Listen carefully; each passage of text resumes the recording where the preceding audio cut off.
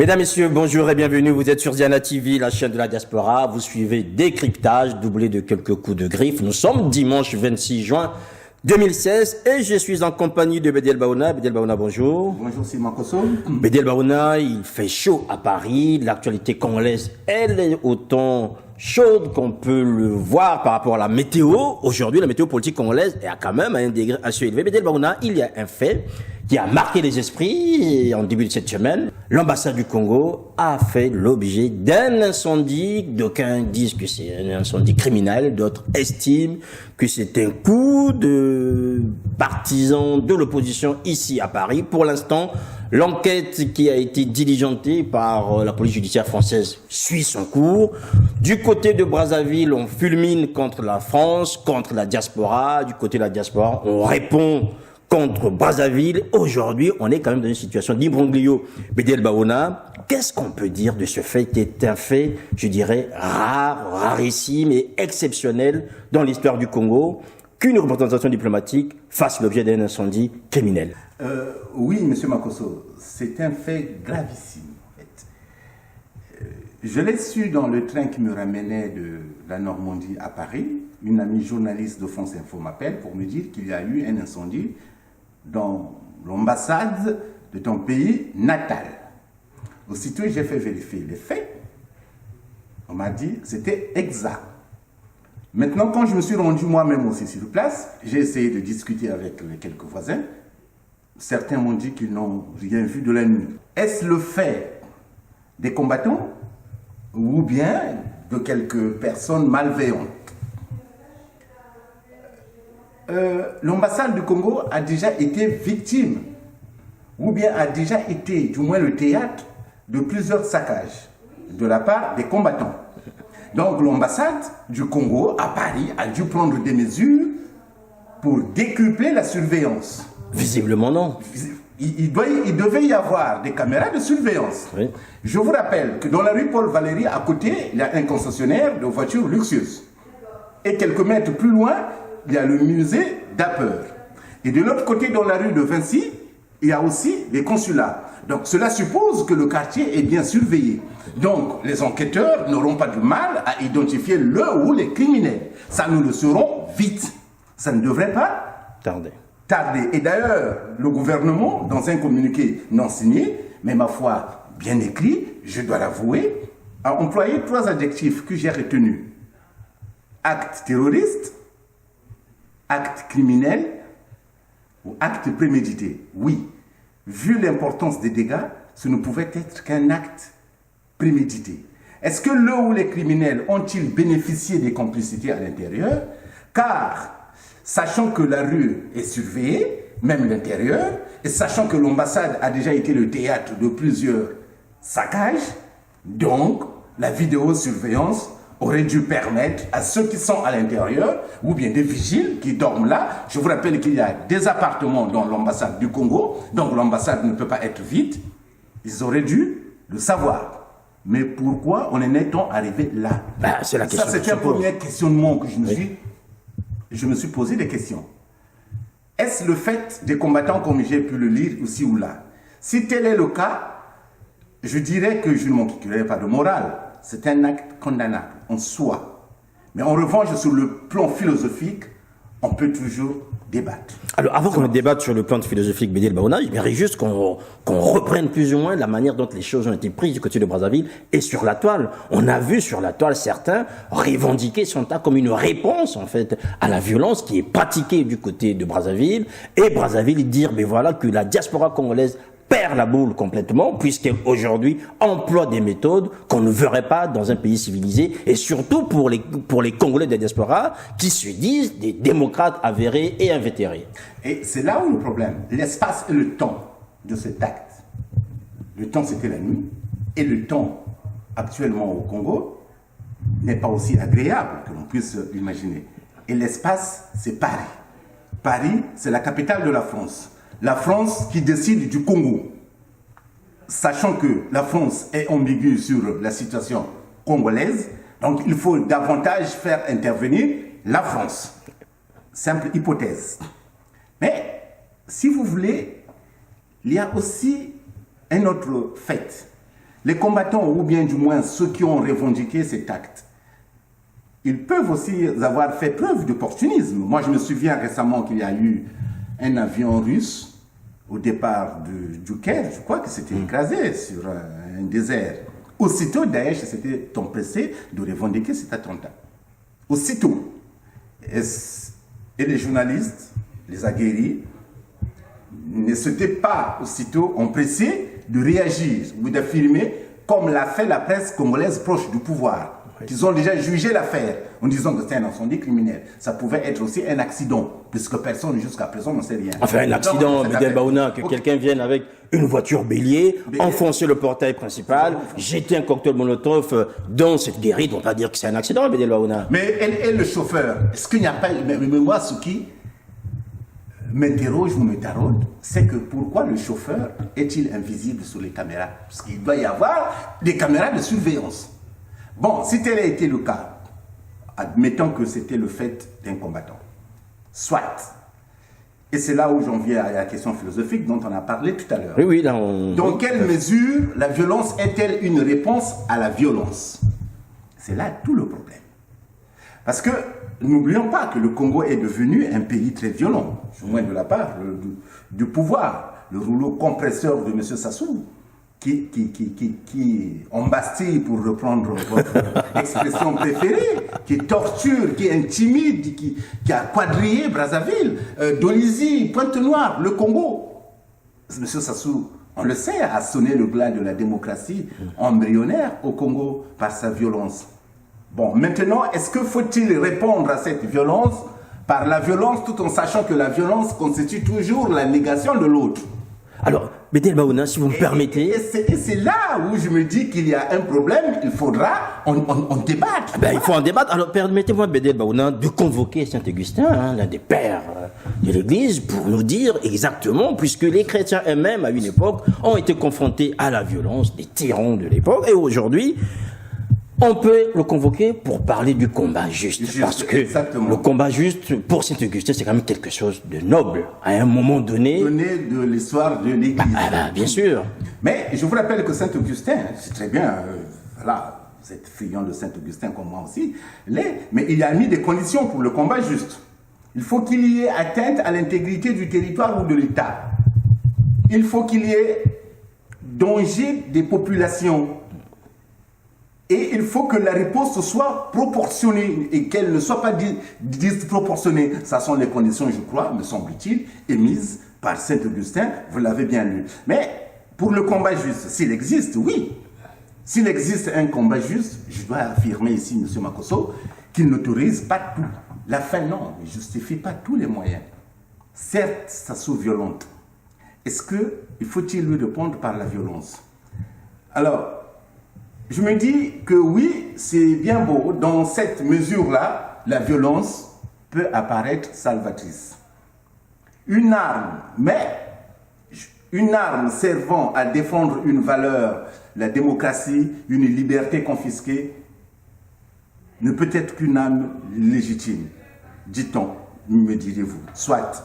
Mais aucun d'entre nous ne détient le monopole de la pureté d'intention, disait un autre saint, Saint-Exupéry, dans Lettre à un otage que vous avez lu, je crois que cette semaine. Tout à fait. Et d'ajouter plus loin, d'ailleurs, je respecte celui qui parcourt une autre voie s'il peine vers la même étoile. C'est Saint-Exupéry qui le dit, qui continue quelques pages plus loin. Cela veut dire quoi? C'est une mise au point qui résonne comme un garde-fou contre l'utilisation du combat juste en faveur de toutes les aventures totalitaires. C'est ce qu'est en train de faire M. Sassou aussi. A contrario, M. Sassou se sert du combat juste, c'est-à-dire il veut lutter contre les tentatives de coup d'État, mais en fait en faveur d'une aventure totalitaire. Du Congo, on déplace le combat vers la France. Mais ce combat aussi peut être légitime dans la mesure où c'est la France justement qui décide de l'avenir du Congo. Bon, revenons rapidement, Bédel Baouna, sur la portée diplomatique d'un tel acte. Nous avons vu la France, en fait, réagir le jour même de l'incendie, non pas à cet incendie, mais se préoccuper d'abord de la situation de Jean-Marie Mokoko dans un télégramme du Quai d'Orsay. En même temps, Brazzaville, de son côté, rend public un communiqué dans lequel on se rend compte qu'il faut prendre en compte les conventions de Genève afin de protéger la représentation diplomatique, que la France devrait mener cette enquête d'une manière rapide, qu'on puisse arrêter les coupables et les arrêter. Cela irait dans le bon sens des relations diplomatiques entre les deux pays, frères et amis. Or là, on se rend quand même compte, est-ce qu'il n'y a pas, déjà si on prend l'épisode référendum jusqu'à la présidentielle, ajouter à cela ces différents incidents plus ou moins sporadiques, mais qui sont graves, est-ce qu'on n'arrive pas là à avoir un peu d'eau dans cette machine bien huilée entre Paris et Brazzaville? Ouais, c'est une cocotte minute déjà le Congo, hein, donc elle est prête à exploser. Mais si vous voulez, le mal du Congo, le problème du Congo, c'est M. Sassou. Tout seul. Enfin, on l'a toujours dit, Bédel Baouna. Mais c'est un constat vrai, pertinent, profond. C'est tout. Ah, finalement, c'est un mal nécessaire puisqu'il est toujours là depuis 32 ans. Depuis 32 ans, il est là. Il n'a pas 32 ans. Vous savez, il y a 3 mois, je disais à l'un des 9 candidats à l'élection présidentielle qu'il ne faut pas sous-estimer M. Sassou. Il demeure toxique, très vénéneux. M. Sassou est capable, je disais même, je l'avais écrit dans un article, d'inventer ou de simuler un coup d'État contre lui-même et d'accuser l'autre, puisqu'ils l'ont fait pour l'assassinat de Marien Ngouabi. Lui et ses amis ont supprimé Marien Ngouabi, mais ils ont fait porter le chapeau à des innocents. Qui ont été tous massacrés. Donc, il peut le refaire, M. Sassou, aujourd'hui. Il peut, il en est capable. Pourquoi cherche-t-il des poux dans la tête de Mokoko? Il est aussi accusé d'avoir un coup d'État. Oui. Mais un coup, ils échangent. Un autre coup, ils y reviennent. Maintenant, c'était un coup d'État qui aurait pu être commandité depuis Libreville et aller Bongo et qu'elle allait même s'expliquer à Oyo sur ça. Mais le coup d'État, il n'existe que dans sa tête parce que c'est lui-même qui les fomente. Donc, ce qui s'est passé à l'ambassade pourrait aussi, j'emploie bien le conditionnel, pourrait aussi bien être le fait du pouvoir, parce que le communiqué d'ailleurs n'a jamais été signé, oui. Pourrait aussi bien être le fait du pouvoir lui-même. Donc là, vous engagez la responsabilité du gouvernement congolais. Je dis que le gouvernement soit a manqué de prudence, n'a pas tiré le leçon du passé, ou bien il y a un problème. Mais lequel? Je ne pense pas que cela soit le fait d'un acte isolé, le fait d'un simple combattant ici qui prenne une voiture ou bébélier, aller fracasser sans des complicités à l'intérieur ou sans défaillance. C'est mal connaître M. Sassou, en tactique, en stratégie plutôt. Vous savez, je n'accuse pas le gouvernement. Enfin, on ne l'accuse pas non plus. Hein, mais j'en parle de conditionnel que, vu le quartier, la rue Paul Valéry, qui est surveillée. On est au cœur du 16e arrondissement. On est au cœur de quartier des ambassades. Le lac de Triomphe. Il y a des résidences privées, des personnalités. Et que l'ambassade du Congo, qui est surveillée d'ailleurs, puisque quand les Congolais de la diaspora manifestent, il y a toujours un cordon de CRS. Il y a toujours une pelletée de véhicules de CRS qui surveillent. Et il devait y avoir normalement des agents qui surveillent l'ambassade. Mais pourquoi au moment où la voiture bélier arrive, il n'arrête-t-il pas? Qu'il ait pris le temps de tout saccager, même de brûler même des petites voitures. Une petite voiture. Oui. Il y a un problème. Je ne crois pas. Et je n'ai pas écrit même un article, vous voyez, donc je ne suis pas intéressé. Je dis, il y a du flou là-dedans. Je ne vais pas m'embarquer sur ce terrain. Alors moi je vous embarquerai plus sur ce terrain, Bédel Baouna, puisqu'on va en prendre un autre. C'est celui aujourd'hui évoqué par l'opposition congolaise, par la voix de monsieur Charles Zakari Bouao, pardon, si vous me permettez. Alors, Charles Zakari Bouao explique désormais que les Congolais doivent se préparer à une désobéissance civile longue, continue, terminer les désobéissances d'une journée. Maintenant, le bras de fer est lancé. Denis Sassou Nguesso devrait voir ce dont les Congolais sont capables. Bédel Baouna, qu'est-ce qu'on peut dire de cette désobéissance civile, tout en sachant quand même que ce n'est pas une première expérience. Avant qu'il ne soit embastillé, il était sans doute, monsieur Mokoko avait appelé la désobéissance civile pacifique. Bédel Baouna, qu'en dites-vous concrètement avec ces concepts un peu fumeux de l'opposition congolaise? J'avoue, je ne sais pas si c'est un concept fumeux. Moi, j'appelle ça... Vous savez que puisqu'on est dans le monde des livres, c'est un livre aussi, paru en 1849, je crois, aux États-Unis, la désobéissance civile. Vous savez, je n'étais pas très chaud au moment où j'ai lu le communiqué de Charles Zakari Bouao que dès le mois de juillet. Mais pourquoi dès le mois de juillet? C'est 1er juillet. C'est maintenant, ici. C'est le jour même qu'il fallait appeler le peuple congolais à la désobéissance civile. Ouais, il faut préparer les esprits, il faut préparer les conditions. Je le comprends, que les gens, parce que les Congolais ne lisent pas tous la page Facebook de Bouwao. Oui. Et comme enfin, Bouwao n'a pas eu non plus accès aux médias nationaux, donc on ne peut pas non plus l'en vouloir. J'allais y venir. Oui. Bon, est-ce que la désobéissance civile est-elle adaptée à la situation actuelle? Visiblement non, puisque l'opposition a pris l'option pacifique, Bédel Baouna. L'opposition, depuis le début de cette crise, évoque des solutions pacifiques à la situation actuelle. Dans l'absolu que pouvait faire l'opposition, tout en sachant qu'elle est embastillée, pour reprendre toujours. Vous voyez, je vois que vous là, je m'imprègne maintenant. Là, je vois ça, Bédel Baouna, je vois ça. Belle métaphore. Dans l'absolu que pouvait faire l'opposition, tout en sachant qu'elle est diminuée. Pas de médias, pas d'action, pas d'armes. Et ses leaders en Bastille. Je crois, après réflexion, après analyse, oui. Je crois que c'est déjà un premier pas. Mais est-ce que sera-t-elle suivie de faits? Sera-t-elle longue ou continue? Quelle sera la riposte du gouvernement de fait de Brazzaville? Et ce sont là toutes les questions qui s'imposent. Mais de toute évidence, dans la mesure où M. Sassou a roulé le rouleau compresseur, oui. Puisque, et dans la mesure où il a pris plusieurs longueurs d'avance, il ne faut pas hésiter à le dire, que oui, Sassou a pris plusieurs longueurs d'avance. Il a fait venir des mercenaires au Congo, Pointe-Noire, Brazzaville, Dolisie, ici. Ce sont des villes quadrillées. Quadrillées. Donc les gens ne peuvent même pas bouger ou dire quoi que ce soit, au risque d'être complètement violentés. Voilà, même supprimés, tant pis. Mais là, pour une fois, je me suis dit, je vais me taire. Puisqu'on me reproche souvent de saccager ou de taper les sous. Je me suis dit, c'est un premier pas. Nous allons attendre ce que ça va donner dès le 1er juillet, voire même le 2 ou le 3. Mais, si vous voulez mon avis, je dois vous le donner, que face à la violence, on ne désobéit pas, on s'insurge.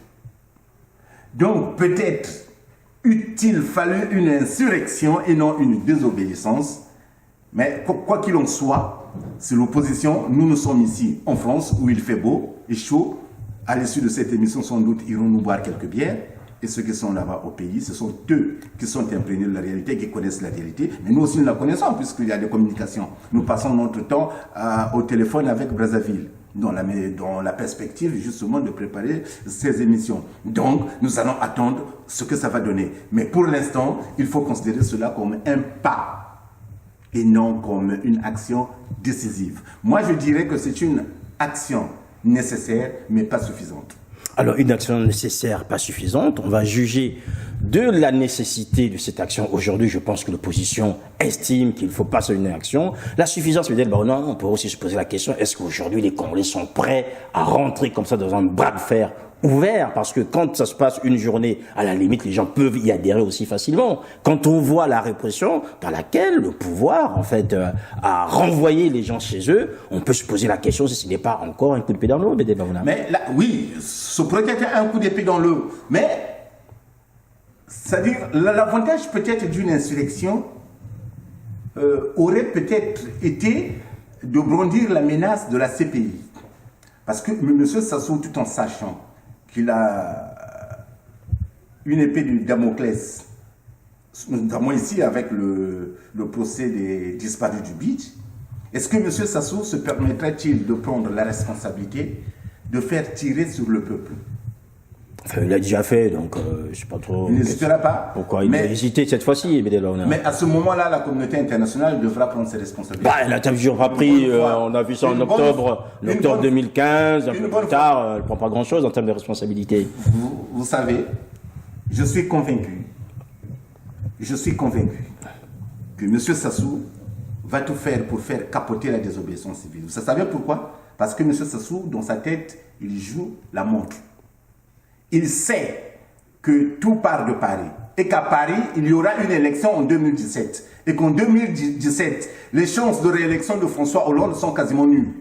Il sait que la droite reviendra au pouvoir et à ce moment-là, il pourra faire tout ce qu'il voudra. Donc pour l'instant, il essaie d'éteindre les petits feux, de quadriller, de verrouiller et de gagner du temps. Et je ne pense pas que la désobéissance civile puisse répondre à ce verrouillage. Donc voilà pourquoi je suis sceptique. Voilà pourquoi je suis pessimiste sur cette désobéissance civile. Voilà, donc moi, je la considère comme un pas nécessaire, mais pas suffisant, comme je l'ai dit. Alors, on va terminer ce décryptage sur un point. Le gouvernement Mwamba a quasiment 100 jours. Or, dans les pays démocratiques, dans les États de droit comme le Congo, on juge les gouvernements dans les 100 premiers jours. Quel bilan faites-vous aujourd'hui, Bédiel Baouna? Nul. 0 pointé. Et 0 degré d'ailleurs. D'ailleurs, il a disparu, Clément Mwamba, on ne parle plus de lui. Il y a un ministre, c'est Pierre Magala, qui fait le sale boulot, mais c'est parce qu'ils se sont, comme je l'ai rappelé ici la semaine dernière, il est au pouvoir, mais il n'est pas le pouvoir. Et il n'a pas le pouvoir, mais il est au pouvoir. Donc on lui confie le sale boulot de le faire arrêter, Mokoko, d'accélérer, de dire dans les médias. Mais vous voyez, quasiment les ministres ont disparu. Et Clément Mwamba, vous avez lu depuis qu'il est Premier ministre une interview de Clément Mwamba? Enfin, mais il reçoit des délégations, il a reçu il n'y a pas longtemps. Même son cabinet n'a jamais été, même en 100 jours, il ne dispose pas encore d'un cabinet complet. S'il a un directeur de cabinet, en l'occurrence Rigobert Mabundu, parce qu'il lui a été imposé, je ne connais pas qui est le conseiller spécial de Clément Mwamba, son conseiller en communication, son chef de cabinet, son directeur de protocole, parce que sont dans le doute eux-mêmes. Sont dans le flou, devant c'est le noir. Ils ne savent pas s'ils vont durer ou pas. Mais en 100 jours, l'urgence, c'est la sortie de crise. Mais où est cette sortie de crise? Donc, Monsieur Mwamba. Alors, vous voulez me dire, Bédiel Baouna, que 100 jours après, le gouvernement Mwamba, 0 mokaté, comme on dit à Brazzaville. 0 sur 100. Tu vois? Je vois des ministres danser. Je vois des ministres aller raconter des inepties.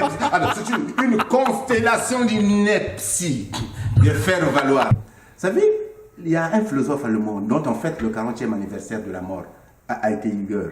Là, vous pourriez faire appel à notre ami Arsène Poitier qui vous parle. Martin Heidegger, Arsène Poitier, c'est un Heideggerien, puisqu'il a beaucoup travaillé sur Martin Heidegger. Vous savez, elle avait une disciple. En la personne d'Hannah Arendt, qui a beaucoup travaillé sur la banalité du mal.